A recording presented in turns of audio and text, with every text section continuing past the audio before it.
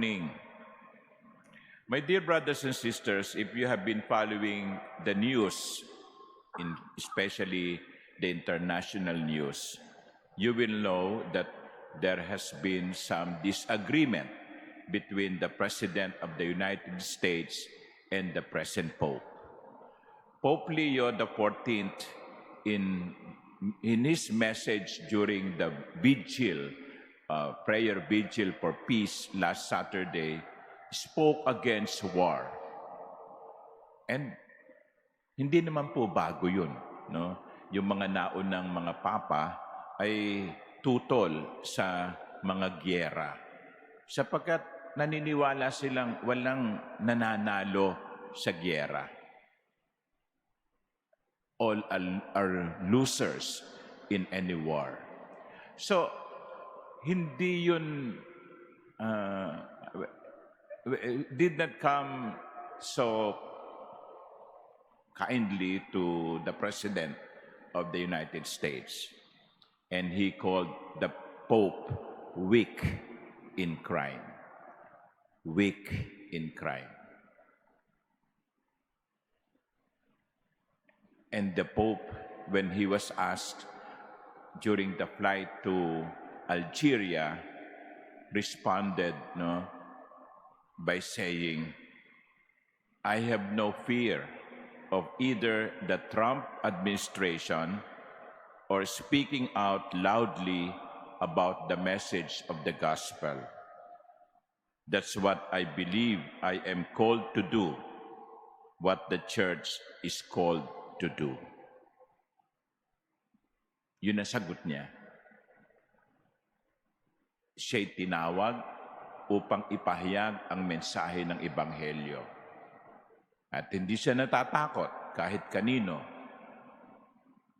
I think that reminds us of the first reading of today.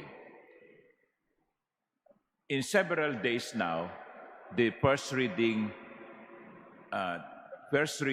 comes from the Acts of the Apostles. And we hear the apostles preaching the resurrection. Pinagbalaan na sila ng Sanhedrin kasi natatakot ang Sanhedrin, ang pinaka-highest governing body ng mga Hudyo. Natatakot sila na baka lumaki dumami ang mga susunod sa mga nananampalatayang ito. They don't want the group to expand. So sabi nila sa mga alagad, stop doing what you are doing. Pinakulong na nga sila pero pinalaya sila ng Espiritu Santo. And this morning, ganun na naman. So pinatawag sila, at kinwestiyon, sinabihan na namin kayo na huminto ng pangangaral tungkol sa taong yan. And then Peter said something, we must obey God rather than men. We must obey God rather than men. Pinagbabawalan ninyo kami, hindi kami susunod sapagkat dapat naming gawin ang gusto ng Diyos. I think that is also the message of Pope Leo XIV. Sabi niya, I cannot stop preaching the gospel. You may not like what I say, but I cannot stop preaching the gospel. And here we are being taught to be faithful to God, no matter what happens. Alam nyo, kasi kung minsan, natatakot tayo na sundin ang gusto ng Diyos. Nag-aalangan tayong sundin ang kalooban ng Diyos. Kasi meron tayong mga bagay na isinasaalang-alang. Pag tayo ay gumawa ng mabuti, baka sabihin ng ibang tao, sip-sip lang yan, nagpapalakas lang yan, kunwari, banal yan.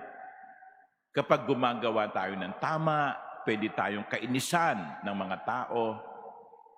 Pag hindi tayo nagnanakaw o nangungurakot, sasabihin ng mga ibang tao, plastic.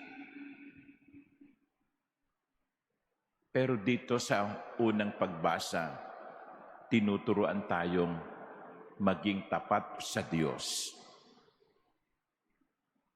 kahit na ano ang mangyari.